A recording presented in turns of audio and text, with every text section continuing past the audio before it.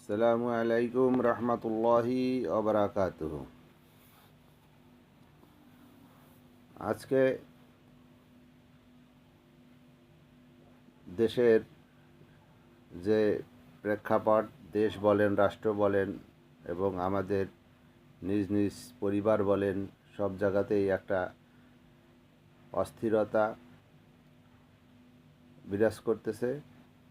এটার অন্যতম কারণ হলো আল্লাহ রাব্বুল আলামিনের রহমত বরকত থেকে আমরা দূরে সরে গেছি।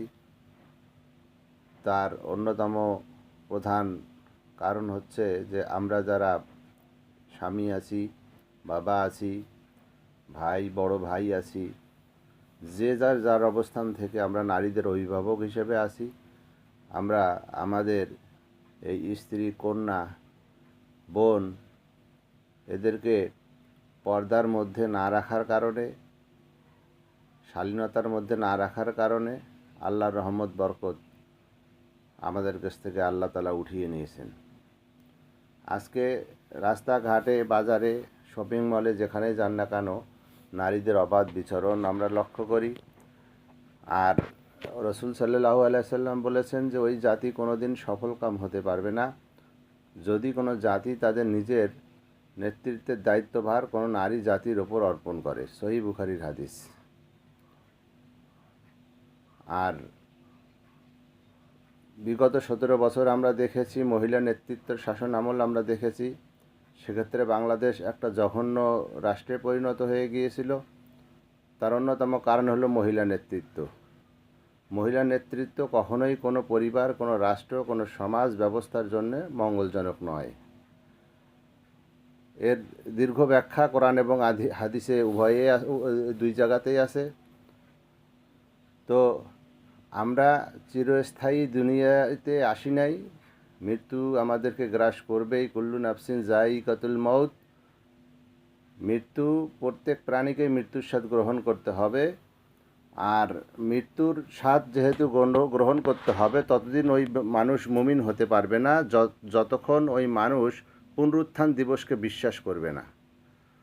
অর্থাৎ মৃত্যুর পরে পুনরুজ্জীবিত হইতে হবে, জব সওয়াল হবে, হিসাবের সম্মুখীন হইতে হবে, কৃতকর্মের প্রায়শ্চিত্ত ভোগ করতে হবে, এটা বিশ্বাস করতে হবে। নচেত আমরা মুমিন এবং ঈমানহীন হয়ে যাব।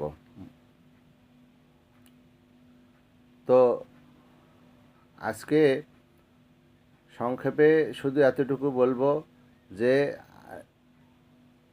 আল্লাহ তাআলা আদম আলাইহিস সালামকে সৃষ্টি করার পরে হাওয়া আলাইহিস সালামকে সৃষ্টি করলেন।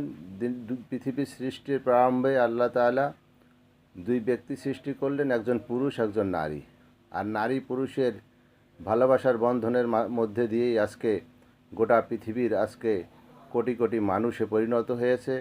আর এই নারী পুরুষের হিসাব আল্লাহ তাআলা হাসরের মাঠে পুঙ্খানুপুঙ্খ হিসেবে নেবেন। সূরা জিলজালের মধ্যে বলা আছে, ফামাইয়ামাল মিসকালা যাররাতিন খায়রান ইয়ারা ওমাইয়ামাল মিসকালা যাররাতিন শাররান ইয়ারা।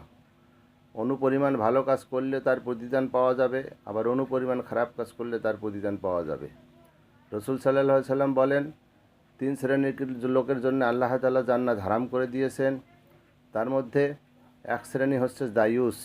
দায়ুসকে, যে তার স্ত্রী, যে তার কন্যা, যে তার বোনকে পর্দার মধ্যে রাখে না, পরপুরুষ থেকে চোখের আড়াল করে না। আর রসুল সাল্লাল্লাহু আলাইহি সাল্লাম বলেছেন, ওই নারী হলো জাহান্নামী যে নারী পুরুষকে দেখে এবং ওই সে নিজেকে পুরুষকে দেখার সুযোগ করে দেয়। তাই আসুন আমরা নারীদেরকে গৃহের মধ্যে অবস্থান করি এবং নারীদেরকে পর্দার মধ্যে রাখি, এবং বাইরে গেলে ইসলামী শরিয়া মোতাবেক যেভাবে বাইরে যাওয়া জায়েজ আছে সেভাবে আমরা তাদেরকে বাইরে যাওয়ার অনুমতি প্রদান করি। আর সূরা নিসার 34 নম্বর আয়াতে আল্লাহ তাআলা বলেন যে আমি নারীদের অভিভাবক হিসেবে পুরুষকে সৃষ্টি করেছি এবং নারীর ভরণ পোষণের দায়িত্ব আমি আল্লাহ পুরুষের হাতে অর্পণ করেছি। আল্লাহু আকবার। তো সেক্ষেত্রে আমরা নারীদেরকে আমরা ব্যবহার করব না বা নিজের ব্যক্তিগত স্বার্থে আর দুটা পয়সা উপার্জনের জন্য তাদেরকে ব্যবহার করব না। অবশ্যই আমরা নারীদেরকে পর্দার মধ্যে রেখে তাদের সম্মান মর্যাদা অটুট রাখব, তাদের ভরণ পোষণের দায়িত্ব করব।